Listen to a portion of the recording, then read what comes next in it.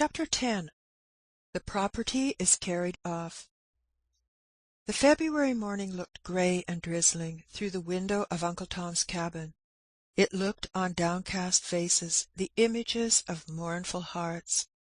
The little table stood out before the fire, covered with an ironing cloth. A coarse but clean shirt or two, fresh from the iron, hung on the back of a chair by the fire, and Aunt Chloe had another spread out before her on the table. Carefully she rubbed and ironed every fold and every hem with the most scrupulous exactness, every now and then raising her hand to her face to wipe away the tears that were coursing down her cheeks. Tom sat by with his Testament open on his knee, and his head leaning upon his hand, but neither spoke. It was yet early, and the children lay all asleep together in their little rude trundle bed. Tom, who had to the full the gentle domestic heart which woe for them has been a peculiar characteristic of his unhappy race, got up and walked silently to look at his children. "It's the last time," he said. Aunt Chloe did not answer, only rubbed away over and over on the coarse shirt, already as smooth as hands could make it, and finally, setting her iron suddenly down with a despairing plunge, she sat down to the table and lifted up her voice and wept. "Suppose we must be resigned, but, oh Lord, how can I? If I knowed anything whar you is goin', or how they'd sarve you. Missus says she'll try and deem ye in a year or two, but lor, nobody never comes up that goes down there. They kills 'em. I've heard 'em tell how they works 'em up on them 'ere plantations." "There'll be the same God there, Chloe, that there is here." "Well," said Aunt Chloe, "suppose der will, but de Lord lets drefful things happen sometimes. I don't seem to get no comfort dat way." "I'm in the Lord's hands," said Tom. "Nothin' can go no furder than He lets it, and there's one thing I can thank Him for. It's me that's sold and going down, and not you nor the chillen. Here you're safe. What comes will come only on me, and the Lord, He'll help me. I know He will." Ah, brave manly heart, smothering thine own sorrow to comfort thy beloved ones. Tom spoke with a thick utterance and with a bitter choking in his throat, but he spoke brave and strong. "Let's think on our marcies," he added tremulously, as if he was quite sure he needed to think on them very hard indeed. "Marcies?" said Aunt Chloe. "Don't see no marcy in it. 'Tain't right it should be so. Mas'r never ought ter left it so that ye could be took for his debts. You've arned him all he gets for ye twice over. He owed you your freedom, and ought ter gin it to yer years ago. Maybe he can't help himself now, but I feel it's wrong. Nothing can't beat that air out o' me. Sich a faithful critter as ye've been, and allers sought his business for your own every way, and reckoned on him more than your own wife and chillen. Them as sells heart's love and heart's blood to get out their scrapes, de Lord'll be up to 'em. Chloe, now, if you love me, you won't talk so, when perhaps just the last time we'll ever have together. And I'll tell ye, Chloe, it goes agin me to hear one word agin Mas'r. Wasn't he put in my arms a baby? It's natur' I should think a heap of him, and he couldn't be 'spected to think so much of poor Tom.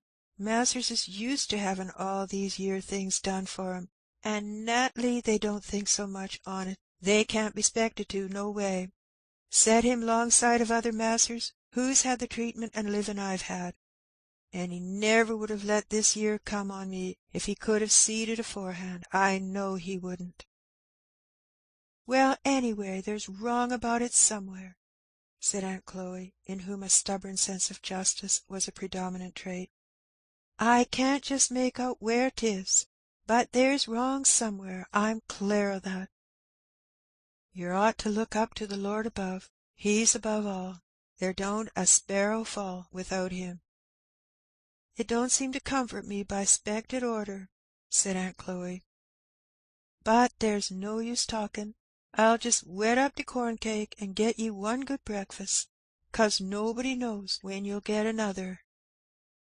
In order to appreciate the sufferings of the negroes sold south, it must be remembered that all the instinctive affections of that race are peculiarly strong. Their local attachments are very abiding. They are not naturally daring and enterprising, but home-loving and affectionate.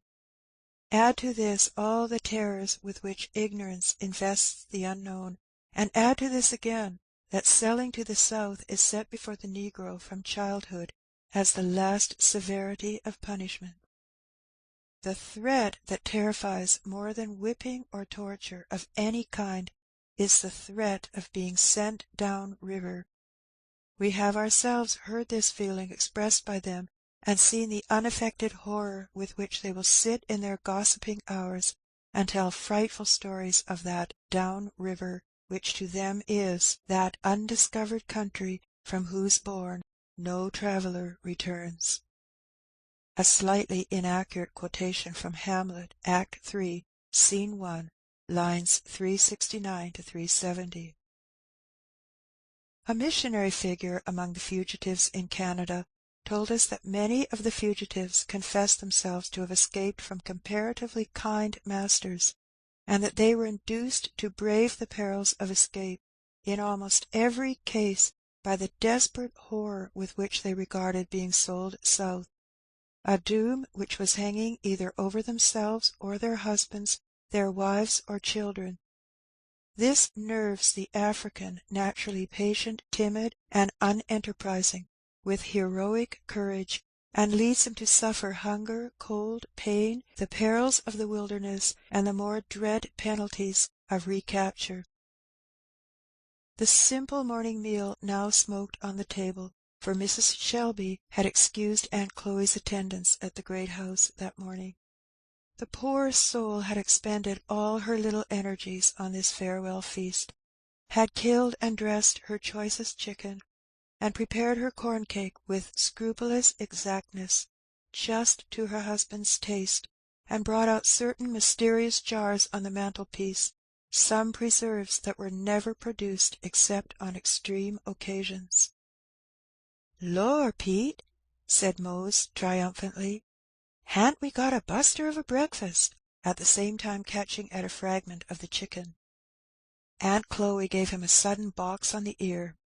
"There now, crowing over the last breakfast your poor daddy's going to have to home." "Oh, Chloe," said Tom gently. "Well, I can't help it," said Aunt Chloe, hiding her face in her apron. "I's so tossed about it, it makes me act ugly." The boys stood quite still, looking first at their father, then at their mother, while the baby, climbing up her clothes, began an imperious, commanding cry. "There," said Aunt Chloe, wiping her eyes and taking up the baby, "now I's done, I hope. Now do eat something. This yere's my nicest chicken. There, boys, ye shall have some, poor critters. Your mammy's been cross to yer."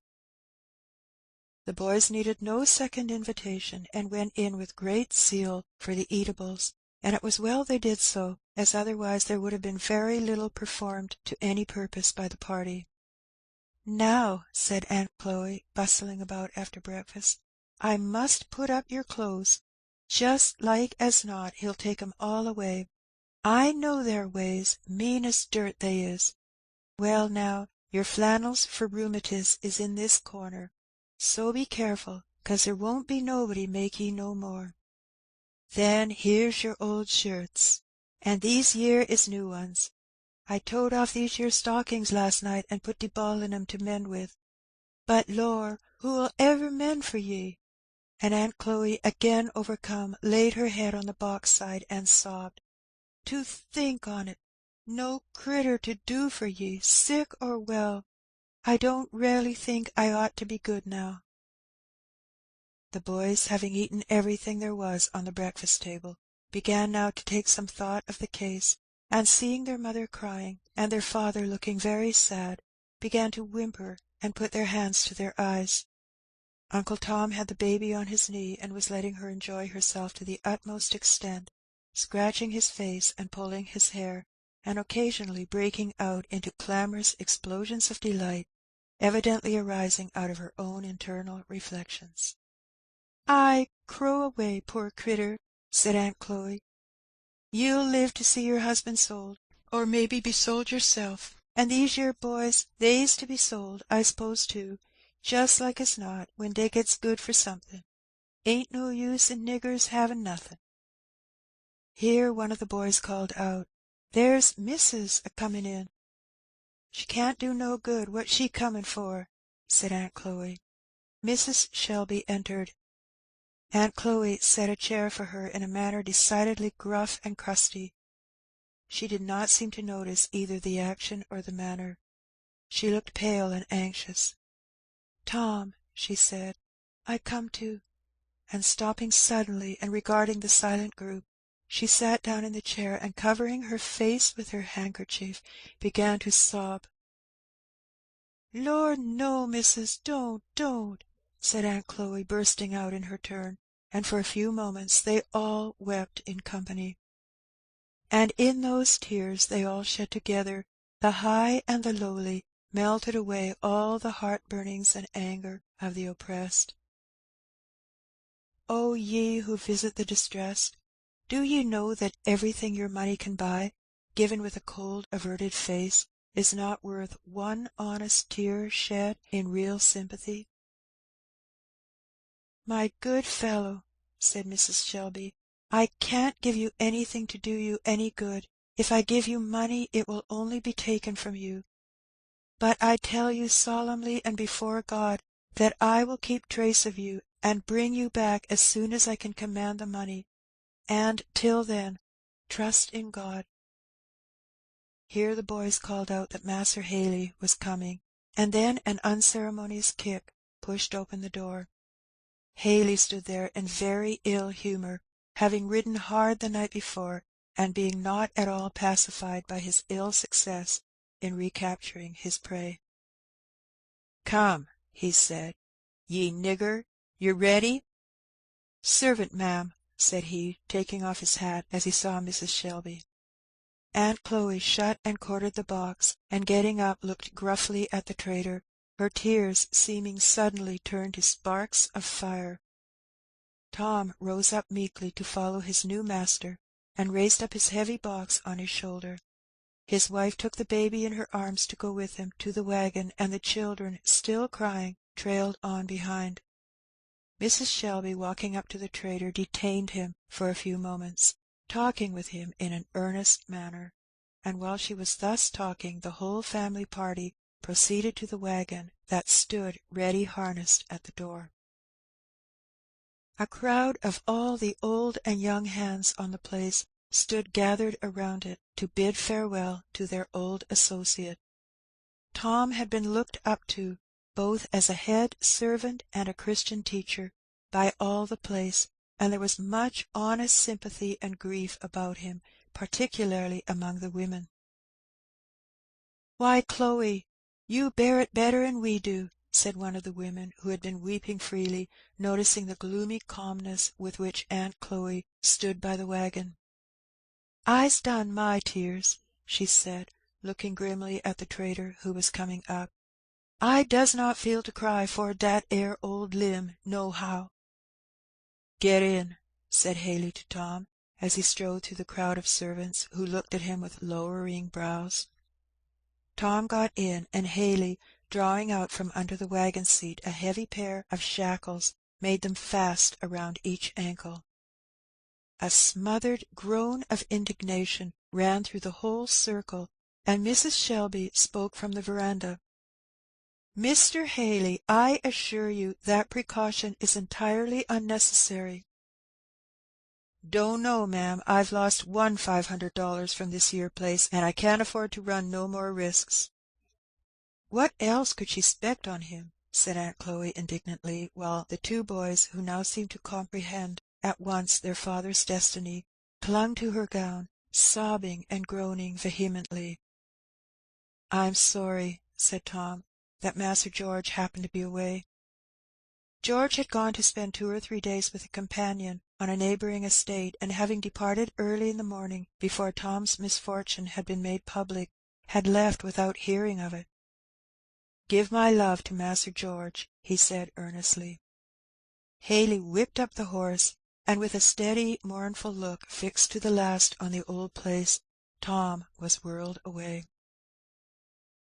Mr. Shelby at this time was not at home. He had sold Tom under the spur of a driving necessity, to get out of the power of a man whom he dreaded, and his first feeling after the consummation of the bargain had been that of relief. But his wife's expostulations awoke his half-slumbering regrets, and Tom's manly disinterestedness increased the unpleasantness of his feelings. It was in vain that he said to himself that he had a right to do it, that everybody did it, and that some did it without even the excuse of necessity. He could not satisfy his own feelings, and that he might not witness the unpleasant scenes of the consummation, he had gone on a short business tour up the country, hoping that all would be over before he returned. Tom and Haley rattled on along the dusty road, whirling past every old familiar spot, until the bounds of the estate were fairly passed, and they found themselves out on the open pike. After they had ridden about a mile, Haley suddenly drew up at the door of a blacksmith's shop. When taking out with him a pair of handcuffs, he stepped into the shop to have a little alteration in them. "These yere's a little too small for his build," said Haley, showing the fetters and pointing out to Tom. "Lor, now, if thar ain't Shelby's Tom! He hasn't sold him now?" said the smith. "Yes, he has," said Haley. "Now, you don't! Well, really," said the smith, "who'd a thought of it? Why, you needn't go a fetterin' him up this yer way. He's the faithfullest, best critter—" "Yes, yes," said Haley, "but your good fellows are just the critters to want to run off. Them stupid ones as doesn't care where they go, and shiftless, drunken ones as don't care for nothin', they'll stick by, and like as not be rather pleased to be toted round. But these yer prime fellows, they hates it like sin. No way but to fetter 'em. Got legs, they'll use 'em, no mistake." "Well," said the smith, feeling among his tools, "them plantations down there, stranger, ain't just the place a Kentuck nigger wants to go to. They dies there tolerable fast, don't they?" "Well, yes, tolerable fast, their dying is, what with the climating and one thing and another. They dies so as to keep the market up pretty brisk," said Haley. "Well, now, a feller can't help thinking it's a mighty pity to have a nice, quiet, likely feller as good un as Tom is, go down to be fairly ground up on one of them 'ere sugar plantations." "Well, he's got a fair chance. I promised to do well by him. I'll get him in house servant in some good old family, and then, if he stands the fever and climating, he'll have a berth, good as any nigger ought to ask for." "He leaves his wife and children up here, s'pose?" "Yes, but he'll get another there. Lor, there's women enough everywhere," said Haley. Tom was sitting very mournfully on the outside of the shop while this conversation was going on. Suddenly he heard the quick, short click of a horse's hoof behind him, and before he could fairly awake from his surprise, young Master George sprang into the waggon, threw his arms tumultuously round his neck, and was sobbing and scolding with energy. "I declare it's real mean. I don't care what they say, any of 'em. It's a nasty, mean shame. If I was a man they shouldn't do it. They should not so," said George, with a kind of subdued howl. "Oh, Master George, this does me good," said Tom. "I couldn't bear to go off without seeing ye. It does me real good, ye can't tell." Here Tom made some movement of his feet, and George's eye fell on the fetters. "What a shame!" he exclaimed, lifting his hands. "I'll knock that old fellow down, I will." "No, you won't, Master George, and you must not talk so loud. It won't help me any to anger him." "Well, I won't then, for your sake. But only to think of it! Isn't it a shame? They never sent for me, nor sent me any word, and if it hadn't been for Tom Lincoln, I shouldn't have heard it. I tell you, I blew 'em up well, all of 'em, at home." "That 'ere wasn't right, I'm afeard, Master George." "Can't help it. I say it's a shame. Look here, Uncle Tom," said he, turning his back on the shop and speaking in a mysterious tone, "I've brought you my $1." "Oh, I couldn't think of taking on it, Master George, no ways in the world," said Tom, quite moved. "But you shall take it," said George. "Look here, I told Aunt Chloe I'd do it, and she advised me just to make a hole in it and put a string through it, so you could hang it round your neck, and keep it out of sight, else this mean scamp would take it away. I tell you, Tom, I want to blow him up, it would do me good." "No, don't, Master George, for it won't do me any good." "Well, I won't for your sake," said George, busily tying his dollar round Tom's neck. "But there, now button your coat tight over it, and keep it, and remember, every time you see it, that I'll come down after you and bring you back. Aunt Chloe and I have been talking about it. I told her not to fear, I'll see to it, and I'll tease father's life out if he don't do it." "Oh, Master George, you mustn't talk so about your father." "Lor, Uncle Tom, I don't mean anything bad." "And now, Master George," said Tom, "you must be a good boy. 'Member how many hearts is sot on thee. Allays keep close to your mother. Don't be getting into any of them foolish ways boys has of getting too big to mind their mothers.